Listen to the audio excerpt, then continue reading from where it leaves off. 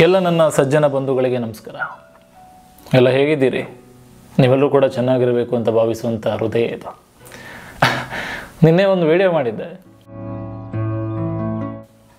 ಮೊನ್ನೆ video post ಮಾಡಿದಾಗ ತುಂಬ ಜನ ನನಗೆ ಮೆಸೇಜನ್ನು ಮಾಡಿದ್ರಿ, ಕಮೆಂಟ್ ಕೂಡ ಮಾಡಿದ್ರಿ.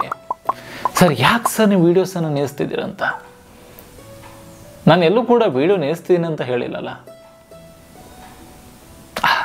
ವಿಡಿಯೋನ ಕೊನೆ ತನಕ ನೋಡಿದವರಿಗೆ ಆ ವಿಡಿಯೋ ಮಾತು, ಆ ವಿಡಿಯೋದಲ್ಲಿರುವ ಸಂದೇಶ ಬಹಳ ಅರ್ಥಪೂರ್ಣವಾಗಿತ್ತು ಅಂದಿದ್ರಿ.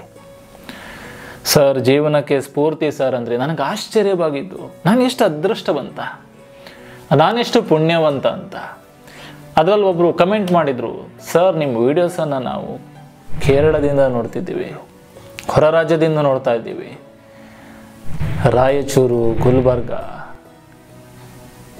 ರಾಜ್ಯದ ಮೂಲೆ ಮೂಲೆಯಲ್ಲೂ ಈ ಮಾತು ತಲುಪ್ತಿದೆಯಲ್ಲ, ಈ ಧ್ವನಿ ತಲುಪ್ತಿದೆಯಲ್ಲ, ನನಗಷ್ಟೇ ಸಾಕು.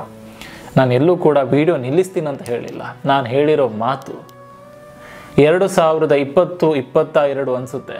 ಒಂದು ವೇಳೆ ನಾನು ವಿಡಿಯೋವನ್ನು ನಿಲ್ಲಿಸಿದ್ರೆ, ಇನ್ನು ಮುಂದೆ ವಿಡಿಯೋ ಮಾಡಲ್ಲ ಅಂತ ನಾನು ತೀರ್ಮಾನ ಮಾಡಿದರೆ, ಇಂದು ನಿಮ್ಮಂಥ ಲಕ್ಷಾಂತರ ಜನ ಸ್ನೇಹಿತರ ಮನಸ್ಸನ್ನು ತಲುಪಲಿಕ್ಕೆ ನನಗೆ ಸಾಧ್ಯ ಆಗೋದಿಲ್ಲ ಅಂತ ಹೇಳಿದ ಮಾತು. ಅದಕ್ಕೆ ಹೇಳೋದು, ಥ್ಯಾಂಕ್ ಯು. ವಿಡಿಯೋ ನಿಲ್ಲಿಸ್ತೀನಿ ಅಂತ ಬರೀ ಆ ಟೈಟಲನ್ನು ನೋಡಿದಾಗ ಎಷ್ಟು ಜನ ಖುಷಿಪಟ್ಟರು ನನಗೆ ಗೊತ್ತಿಲ್ಲ, ಬಟ್ ತುಂಬ ಜನ ದುಃಖಿತರಾದರು. ಸರ್, ನಿಲ್ಲಿಸಬೇಡಿ, ನಿಮ್ಮ ಮಾತುಗಳು ನಮಗೆ ಶಕ್ತಿ ಅಂತ ಹೇಳಿದ್ರಿ. Thank you so much. ಎಂಥ ಪ್ರೀತಿ ಪಡೆದ ನಾನೇ ಧನ್ಯ ಅಂತ ಹೇಳ್ತಾ, ಯಾರೋ ಒಬ್ಬರು ನನಗೆ ನಿನ್ನೆ ಒಬ್ಬರು ಕಮೆಂಟ್ ಮಾಡಿದರು, ಸರ್ ನನ್ನ ಮಗ ತುಂಬ ಹಾಳಾಗಿದ್ದಾನೆ ಸರ್. ನಾನು ಕೇಳಿದೆ, ನಿಮ್ಮ ಮಗ ಹಾಳಾಗ್ತಿದ್ದಾನ ಹೇಗೆ ಅಂತ. ಸ್ನೇಹಿತರು ಮೋಸ ಮಾಡಿಬಿಟ್ರು ಸರ್. ಸ್ನೇಹಿತರು ಇವನ ಕೈಯಲ್ಲಿರುವ ಹಣದಿಂದ ಪಾರ್ಟಿ ಮಾಡಿಬಿಟ್ರು, ಇವನ ಕೈಯಲ್ಲಿರುವಂಥ ಹಣವನ್ನು ತಗೊಂಡ್ಬಿಟ್ರು. ನಾನು ಕೇಳಿದೆ, ಹೌದಾ?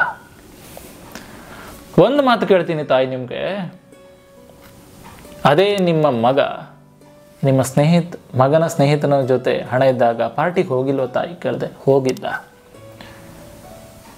ನಿಮ್ಮ ಮಗ ಕಷ್ಟದಲ್ಲಿದ್ದಾಗ ನಿಮ್ಮ ಮಗನ ಸ್ನೇಹಿತ ಹಣ ಕೊಟ್ಟಿಲ್ವಾ? ಕೊಟ್ಟಿದ್ದ. ಮತ್ತೆ ಹೇಗೆ ತಾಯಿ ಹಾಳಾಗೋದಾ? ಆ್ಯಂಡ್ ಒಂದು ಮಾತು ಹೇಳ್ತೀನಿ ಬಂಧುಗಳೇ, ಎಷ್ಟೋ ಜನರಲ್ಲಿ ಒಂದು ಕಲ್ಪನೆ ಇದೆ,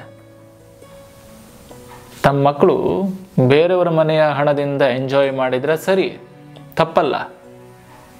ತಮ್ಮ ಮಕ್ಕಳು ತಮ್ಮ ಮನೆಯ ಮಕ್ಕಳ ದುಡ್ಡಿಂದ ಬೇರೆಯವರು ಎಂಜಾಯ್ ಮಾಡಿದರೆ ತಪ್ಪು. ಇದು ಹೇಗೆ ಸ್ವಾಮಿ? ಸಮಾನತೆ ಅನ್ನೋದು ಎಲ್ಲಿದೆ? ತಪ್ಪು ನಿಮ್ಮ ಮಗ ಮಾಡಿದ್ರು ತಪ್ಪೆ, ನಿಮ್ಮ ಮಗನ ಸ್ನೇಹಿತರು ಮಾಡಿದ್ರು ತಪ್ಪೆ. ನನಗೆ ಹೇಳಬೇಕು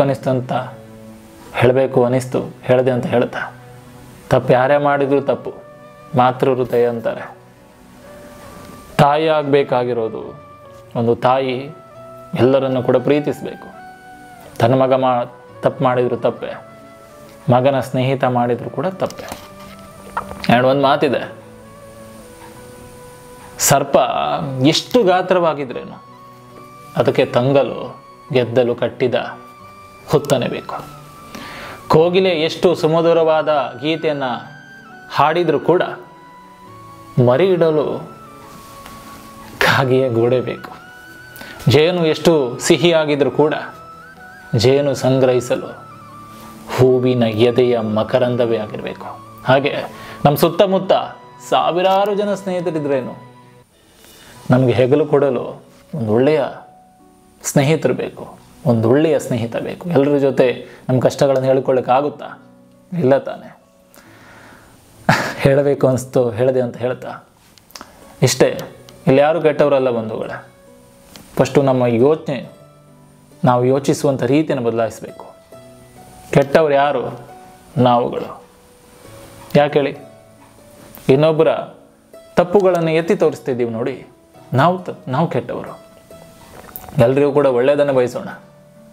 ಈಗಲೂ ಹೇಳೋದಿಷ್ಟೇ, ನಾನು ತಪ್ಪು ಮಾಡಿದ್ರು ತಪ್ಪೆ, ನನ್ನ ಸ್ನೇಹಿತರು ತಪ್ಪು ಮಾಡಿದ್ರು ತಪ್ಪೆ, ನನ್ನ ಕುಟುಂಬದವರು ತಪ್ಪು ಮಾಡಿದ್ರು ತಪ್ಪೆ. ಸಮಾನತೆಯನ್ನು ನೋಡ್ಕೊಳ್ಬೇಕು. ಅದನ್ನು ಬಿಟ್ಟು ನಾನೇ ಶ್ರೇಷ್ಠ ಅನ್ನೋದು ಎಷ್ಟು ಸರಿ? ಯಾರು ಕೂಡ ಯಾರನ್ನು ಹಾಳು ಮಾಡಲ್ಲ, ಯಾರು ಕೂಡ ಯಾರನ್ನು ಉದ್ಧಾರ ಮಾಡಲ್ಲ. ನಮ್ಮ ಜೀವನ ನಾವೇ ನೋಡ್ಕೋಬೇಕು. ಅಷ್ಟೇ. ಭಗವಂತ ಎಲ್ಲರಿಗೂ ಕೂಡ ಒಳ್ಳೇದು ಮಾಡಲಿ ಅಂತ ಹೇಳ್ತಾ, ಭಾವ ತುಂಬಿದ ಪದಗಳಿಗೆ ಜೀವ ತುಂಬೋದು ಈ ನಿಮ್ಮ ಎ ಕೆ ಶೆಟ್ಟಿ ನಡುವರು ಕರ್ತವ್ಯ ಅಂತ ಹೇಳ್ತಾ, ಭಗವಂತ ಎಲ್ಲರಿಗೂ ಕೂಡ ಒಳ್ಳೇದು ಮಾಡಲಿ. ಧನ್ಯವಾದಗಳು.